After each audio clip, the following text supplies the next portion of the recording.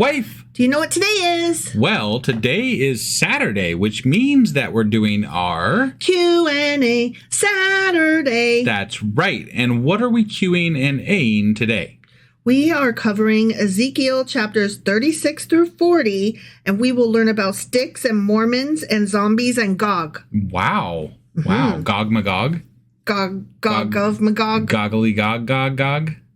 Goggles. Sorry, I just, that name, I love that name. Gog. Gotta get a Gog. I don't know why, I just like it. So, anyway, we got some good questions, we got some good answers, we got some stuff. We got some stuff. All right, well, let's do this. Okie dokie.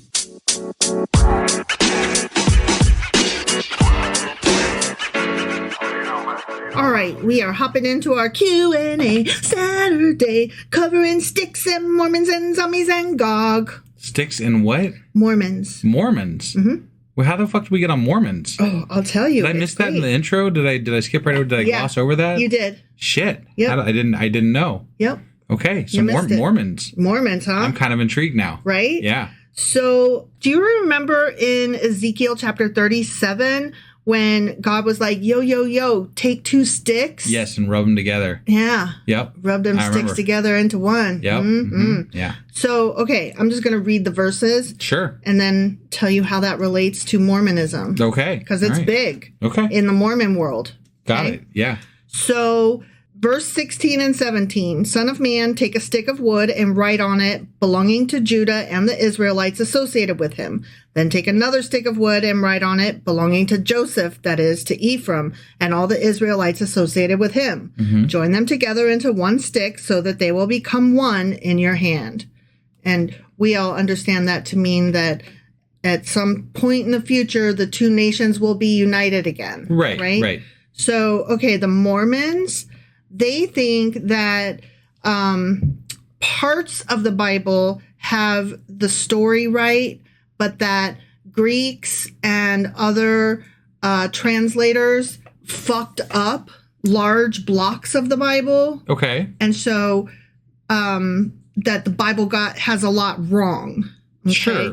But well, I mean, I guess, and this is, I don't want to be fair to Mormons. Right. But like, I suppose if Christians already are like, well, we're attributing this from the Old Testament to Jesus, right? Mm-hmm, mm-hmm. Who's to stop the Mormons from being like, well, we're going to attribute this to whatever the fuck we want. So. And they do. Yeah. But they think that the Book of Mormon and the Bible and other extra biblical sources are all different pieces of one great document from God's word. Okay. Sure. And so these particular verses right here in Ezekiel are parts that they take very seriously as proof that what they're saying about the Mormons and, right, and the Bible we're speaking is from a good. little bit of illiteracy with regard to Mormonism here. Yes, apologies. Yeah. And all that. Right. So the Mormon teaching is that the sticks refer to two scrolls. They've decided that those words mean scrolls. They don't in Hebrew, but the Mormons have just decided that. Okay. And according to the convoluted interpretation of this, dare I say, cult, Ezekiel was prophesying that one day the Book of Mormon, which is the stick or scroll of Ephraim, would be joined to the Bible, the stick or scroll of Judah, to form the complete revelation of God. Okay, so where does I'm curious, but I think the New Testament is sort of part of their religion too, right?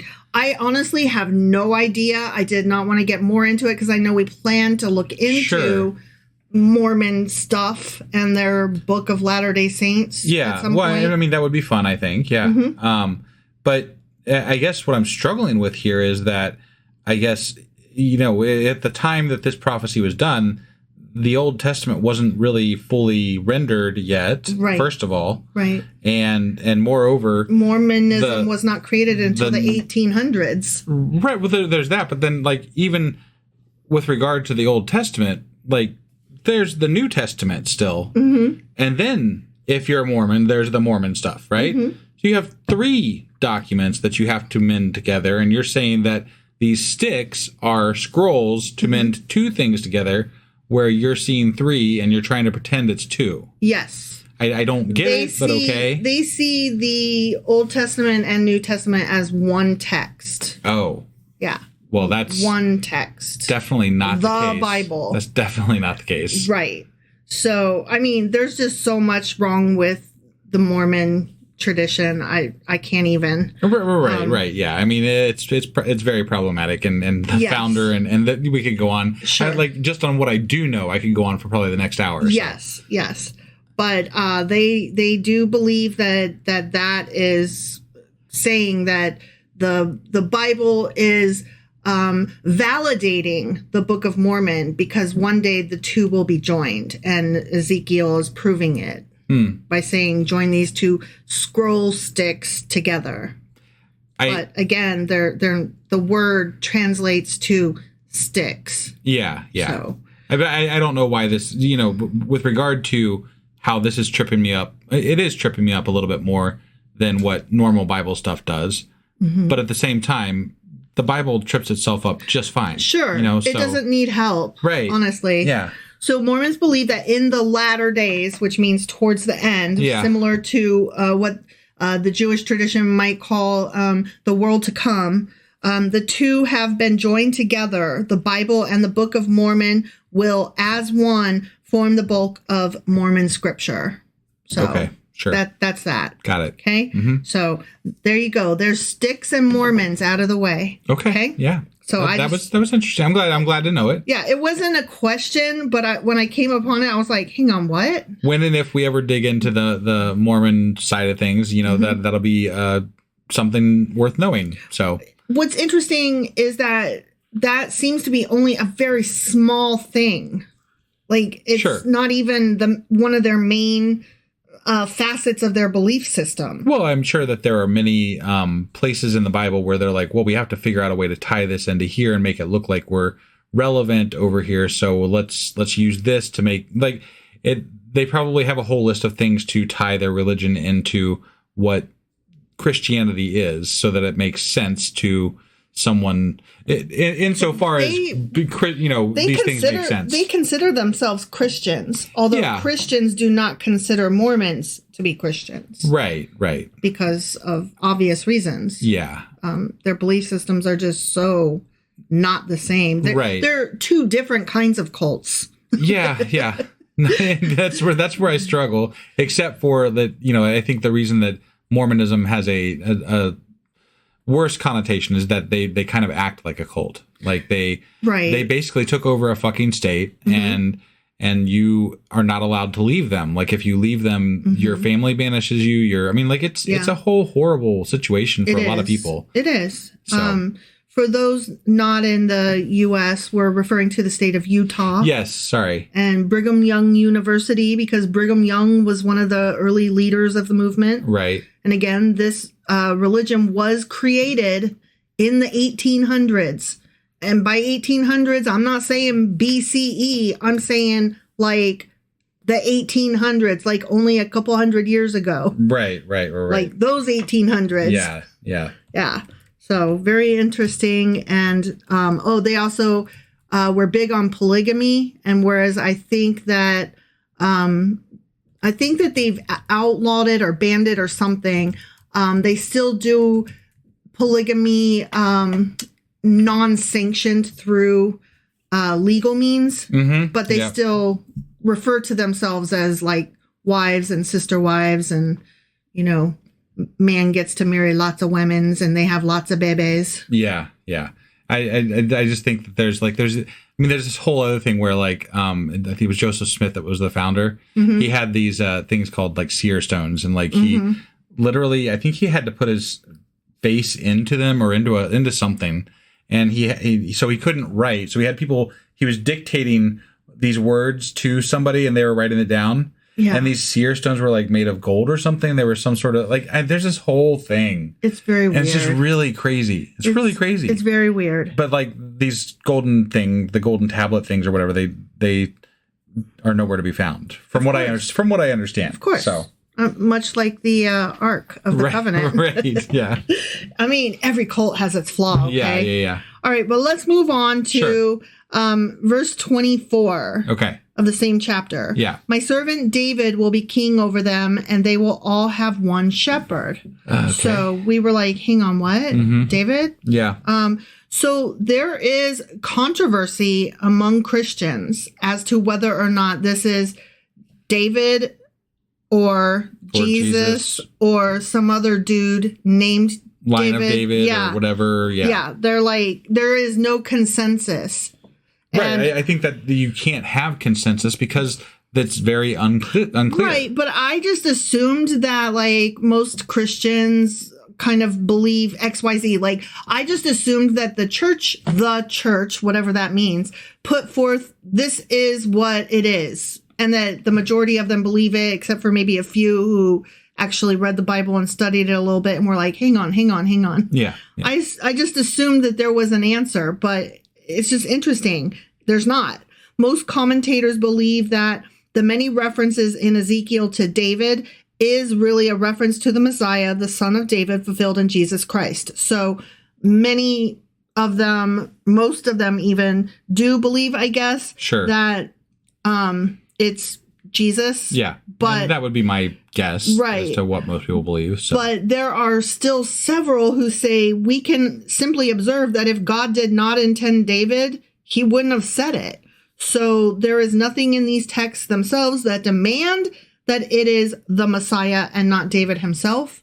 So there are Christian apologists who actually read it and say, hey, it doesn't say Jesus and it doesn't say line of David. It says David. Right. Clearly, more than once. Yeah. So, which is I appreciate. If you're going to be bringing people back to dead in some later time in the future, wouldn't it make just as much sense to bring back David as it would to bring back Jesus? Sure. Right? Like, I mean, why does it have to be, why couldn't it be both? Why couldn't it be him and whatever? There are some who say it's going to be David and Jesus and Elijah. Sure.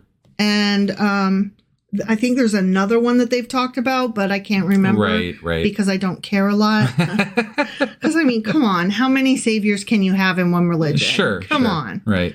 So, anyway, I just thought it was interesting that whereas, yes, many of them, even maybe most of them, do believe that it's Jesus, that there is a controversy.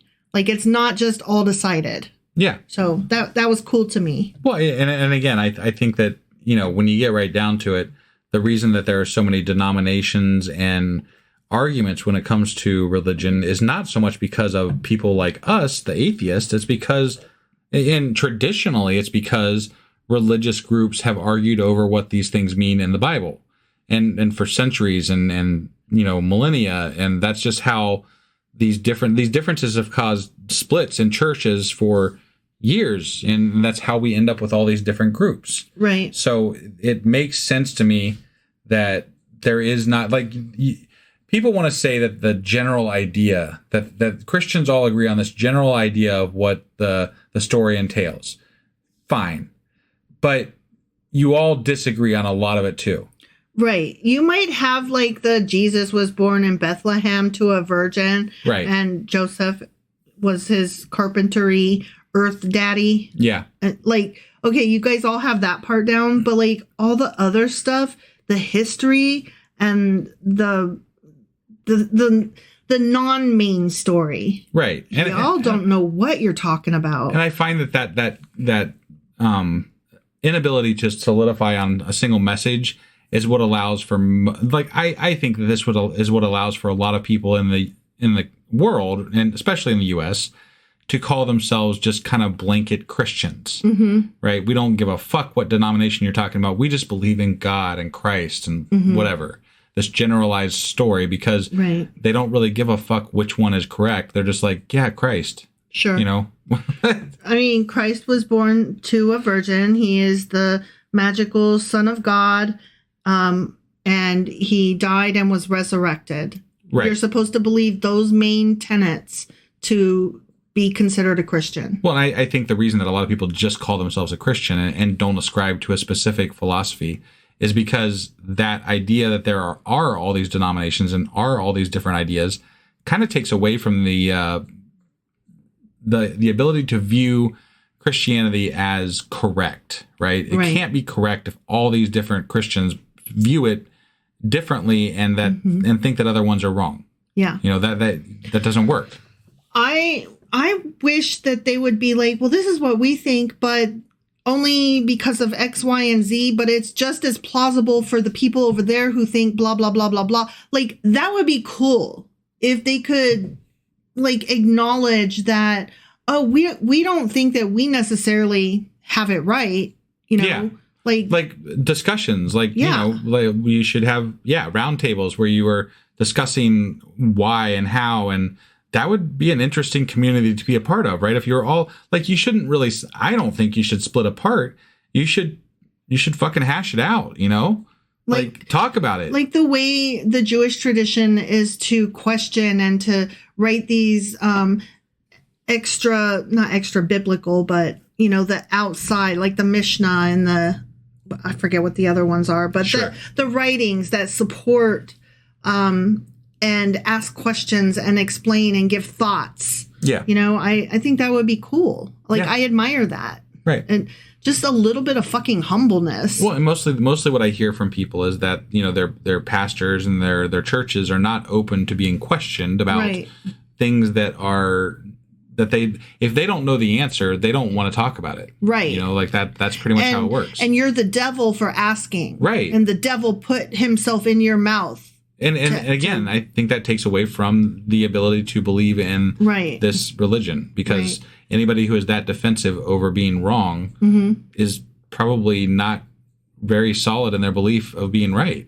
Right. Exactly. All right. So now we're going to skip to Ezekiel chapter 38. And we're going to talk more about Gog. Okay. Yep. So I'm going to read a few verses, 2, 5, and 6. All right. Son of man, set your face against Gog of the land of Magog, the chief prince of Meshech and Tubal. And then skip ahead to verse 5. Persia, Cush, and Put will be with them, all with shields and helmets. Also Gomer with all its troops, and Beth Togarmah from the far north with all its troops, the many nations with you. And that's why we were talking, we were thinking like it sounds more like Babylon, because they're talking about the north and what have you there. Right, but I'm going to take that back. Oh, because here's something that we forgot to take into account. Sure. This is a future. Yes. This is a prophecy. Right. Of things to come. Way far to come. Yeah. And the way that they phrased it was very much the words that they used in the original Hebrew was not like in the near future. It was in the very far future. Okay. And it is supposed to be after God has reunited all of Israel and Judah together as a nation, and they are one. So but some of those ideas of the reunification of Israel were depending on who you're reading and what book you're in, but like even Ezekiel and Jeremiah, some of those ideas of reunification were happening in the return from exile from Babylon. This is far after that, though. Okay. Because I'm just saying that if we're talking about that. No, I hear what you're saying, but it's not the same because. Okay. At this point, the northern tribe of Israel has been gone for hundreds of years at this point. Okay. So they're gone. They're scattered, smothered, covered, wherever, swallowed up. Sure. Okay. So when they talk about the Babylonian exile ending and the people of Judah coming back to the land of Israel or wherever. Yeah. They're talking just about Judah and whoever else they can find. This is different. That is after the Babylonian exile ends in the near future. But some of the wording, though, with regard to the Babylonian exile ending does indicate that he's going to pull his people from all the different areas to bring them all back to Israel. So, I mean, it could be read to to think of it as him bringing back all the tribes of Israel after the Babylonian exile because he's going to change their hearts and bring them back to Israel. So, I mean, I see what you're saying. It didn't actually happen, so we have to look at it from a far-off perspective, basically. Right. But I feel like there is some room to interpret it as it could have been the return from the Babylonian exile. It could, except for the word choices in the original Hebrew pointed to a far distant future. Got it. Not the near future of the end of our Babylonian exile. Okay. And I don't know Hebrew. I'm pulling this from what I read. This is what scholars are saying. Okay. All right. So let me read you some of my notes. Okay. Yep. Magog, the land, not Gog, and Magog, which is a different thing. This is Gog of Magog. Okay. So Magog, the land, is identified by early historians as the land of the Scythians, which I think I mentioned when we were reading this chapter. A mountainous region around the Black and Caspian Seas. Okay. And this position is generally accepted by most historians and scholars at this point. Okay. Mm-hmm. The data, though sparse, could imply that the cities of Meshesh and Tubal refer to geographical areas or countries in eastern modern Turkey, southwest of Russia, and northwest of Iran. Got it. Okay. Yeah. Now, unlike the Egyptians, Assyrians, and Babylonians with whom Judah had frequent contact over the centuries, right? Right. The peoples in the distant north were shrouded in mystery. Okay. And by distant north, I don't mean like Babylonian north. I mean north of those guys north. Got it. Yeah. So as the stories about them kind of trickled down, they became like the boogeyman, like the giants from afar kind of thing, right? Yeah. So the reports of these mysterious groups that filtered down spoke of wild peoples, brutal and barbaric. And this combination of mystery and brutality made Gog and his confederates perfect symbols of the archetypal enemy rising against God and his people. Okay. So there was some like folklore into it that one day we're going to be together again. Yay! But then we'll have this one final battle. And this final battle is supposed to be Gog leading all of these various nations, and that is supposed to occur around the end of days. So it's still very interesting to me because this is a very localized version of end of days, right? They're taking this tribe that is not really that far away. It's not a tribe. Okay, well that's another thing. Okay, I'll get there in a minute, but it's several nations who all fall under Gog. Okay, all right. Okay. So several nations are up there who are not really, no one interacts with them. They're kind of a mythological place out there because they're not well known by the Israelites or the people in these areas, right? They're off the flat earth, if you will. Right. But in the grand scheme of history, they aren't that far removed from where the Israelites are. Sure. And they're pretty near to this whole God thing that's happening down there in Israel, right? And various other places, but Israel, right? And so this whole end of world theme is based still on this very localized area. Well, and there's another reason for that too. There is another term that refers to, and I forget which chapter this was out of. I kind of glossed over it, but now that we're talking about it, it's relevant. Yeah. So I wish I'd written it down.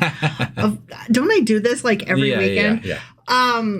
There's a word that in one of these chapters refers to Israel as the center of the earth. And we were like, what? You mean the center of like that little area?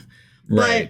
But they refer to it as the navel of the world. Sure. And so they've turned it into, this is all we know of the planet right here. So this is the world, to, oh, no. This is not just what all we know. It's important because we say so. Yeah. Because that's what we knew at first. And everything else is extraneous because kind of like how Earth is the most important planet in the whole universe. Right. Because yeah, we live here. Until we discovered more, we thought that the Earth was all, we were the center of everything, right? Exactly. And this is how these people viewed their area of the world at that time. And they still kind of look at it that way, though, as Israel is the navel, the center from which all things flowed. Sure, but we are attributing, the power. We're attributing things that this God who created all of the world, all of the universe, all of the stars, we're attributing things to end of days, and none of it goes outside of this small circle-ish area where we're talking about, and it just doesn't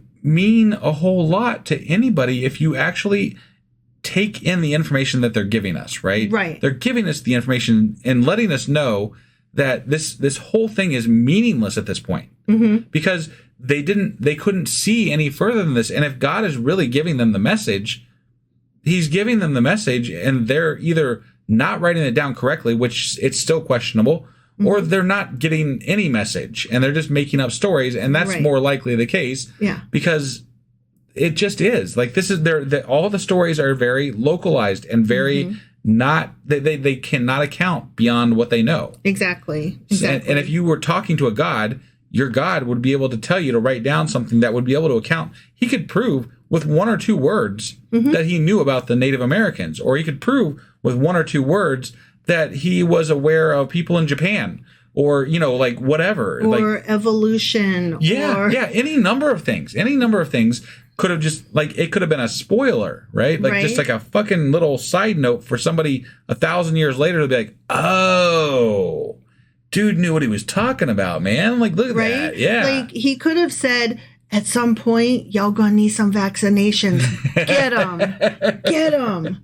Like, that would be cool, right? Yeah. Like, and then the Christians would be like, oh, we're supposed to get vaccinated. Right. Oh, okay. So we don't want measles reprisal. Right. Cool. But that's why I struggle with this being the quote unquote word of God. Sure. It's not the word of God. If it was the word of God, you'd be writing it down as he's saying it. And if it was actually a God, he'd be a lot smarter than this. Yes. I totally 100% agree with you. I'm just trying to explain. I know. I'm going off. When they're talking about Gog, it is an end of days kind of. The end of days, yes, you're right, is centralized to Israel area. Sure. Okay. Yep. The verses may tell of a coming northern confederacy of nations. So confederacy of nations, meaning more than one. Sure. About the Black and Caspian seas with Persia and North Africa, who will invade the promised land after Israel's restoration to it. These verses create the impression that Gog is an imperial power with vast military resources. Coming from the far north, Gog also had allies to the west in Persia, to the south in Ethiopia, and to the east in Libya. Okay. And that's interesting. The number of, this is so cool to me, the number of nations, if you like add up all the ones, there are 7. One might say a 7-nation army. Yes, I did say that. Huh. I think that might be where they actually got that really? from. Yeah. Interesting. I'd have to look that up, but I was wait, a 7-nation army, huh? Right. Okay. Yeah. Now, Gomer is one of those places that I mentioned in the verse 6. And most regard Gomer as a people from Cappadocia in modern Turkey. And the house of Togarmah is often regarded as the Armenian people to the north of Israel. Okay. So that's another thing is all of these nations are coming from every direction, not just north. Gog is coming from the north, but all of these other nations are coming from every direction surrounding Israel. Got it. Okay. They're just all being led by Gog, who is like, sure, we have the numbers, look at us. So and we can surround you. We can totally loot you now. Got it. So that's why I think maybe when we were like, oh yeah, they're probably talking about Babylon. That makes a little sense. Right. I think we kind of had it wrong, even though none of it makes any fucking sense. Sure. I did a quick search just because I was curious when you mentioned it. But Seven Nation Army, it's from Jack White. When he was a child, he actually misheard the words "the Salvation Army" as the Seven Nation Army. Oh my gosh, that's hilarious! And it stuck with them, and he just used it as the song title. So wow, it was not based on this. No, but I thought it could have been. I thought that was interesting. So, it could have been. Yeah, I put that together though. Right. Seven Nation Army. Right. Cool. All right, so now we are finally moving on to Ezekiel chapter 39. Okay. And this will be the last little bit. Okay. The first 2 verses I'm going to read. Son of man, prophecy against Gog and say, this is what the sovereign Lord says. I'm against you, Gog, chief prince of Meshech and Tubal. I will turn you around and drag you along. I will bring you from the far north and send you against the mountains of Israel. Sure. So, and I don't know if you remember this, but when we hit chapter 39, we were like, dude, you already said all this in chapter 38. Like, it was just like a rehash of everything. Right. So in Hebrew literature, it was common to give an account and then to repeat it to give emphasis and then add a few additional details. Like okay. Of exaggeration or whatever. Yeah. As such, the overthrow of Gog and his forces is here retold in different word choice and in fuller detail. And again, this is typical of Hebrew poetry, and particularly in poetic oracles such as appear in the Bible. Okay. Repetition is common, and the writing often reverts to previous statements and enlarges on them, even though the result is to destroy all sense of consecutive arrangement. I mean, that pretty much describes the Bible. Yes. So, yes. Yeah. That's why I included that, because I was like, oh, so you did it on purpose? Y'all so dumb. So I thought that would be a good place to end. Yeah. No, that's good. I really enjoyed a lot of that information that we went over today. So that was a good Q&A, I feel. I don't really have anything else to add. Did you have anything else to add before we get out of here? Bum bum bum bum bum bum bum bum bum bum bum bum bum. And before we get a knock for whatever the things are where they copyright things, Really? You could even tell what that was? Yeah, I'm sure somebody. Who knows? Whatever. I don't know. Anyway. So that was our Q&A for this Saturday. And we will be back tomorrow on Sunday with Patreon. And then I will get our weekly wrap up out, and we'll be back on Monday with Ezekiel chapter 41. All right. We'll see you then. Bye.